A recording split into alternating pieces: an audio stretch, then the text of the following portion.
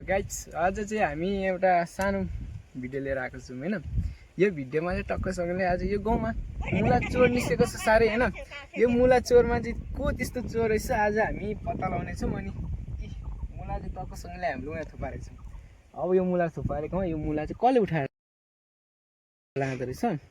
अनि तपाईहरुलाई चाहिँ भन्न चाहन्छु अनि यो मुला चोरको पत्ता लगाउने जिम्मा चाहिँ उहाँको छ।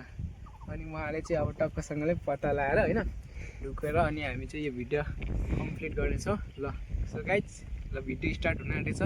ल बाई। यो गाउँमा आज साह्रो मुला चोर निस्केको छ। को रहेछ मुला चोर हैन। आज चाहिँ मैले टक्कसँगले मुला उहाँ थुपारेको छु। अब मुला चोरमा चाहिँ को हुँदो रहेछ हैन। यो मुला टिपेर लगेको बेला हैन उसले चाहिँ अब आज गाडे बस्ने उसको जिम्मा छ। टक्कसँगले गाडे बसेर अनि यो मुला चाहिँ त्यति बेला अनि मुला चोरलाई ठिक पार ल। लो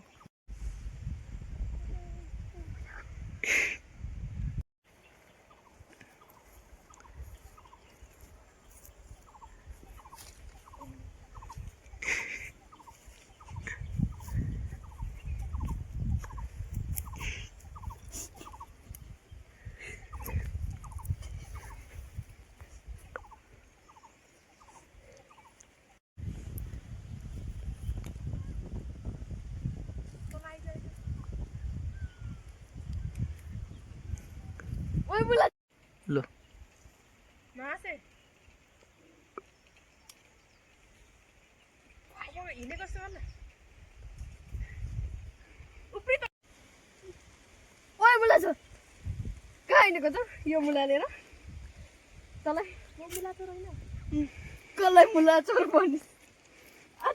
तिनवटा मुला चोर चोरेर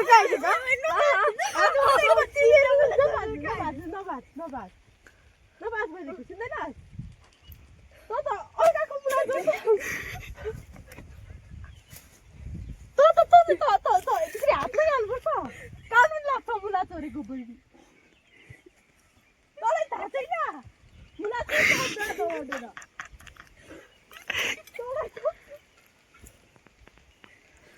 मेरो मुला माथि भाँचेको थियो र पनि छोड्नु तँलाई तँलाई केस लगाइदिन्छु मुला चोरको समय पकाएको छैन नअनसेन्सहरू। तैँले के नि खोजेको तैँले पनि हो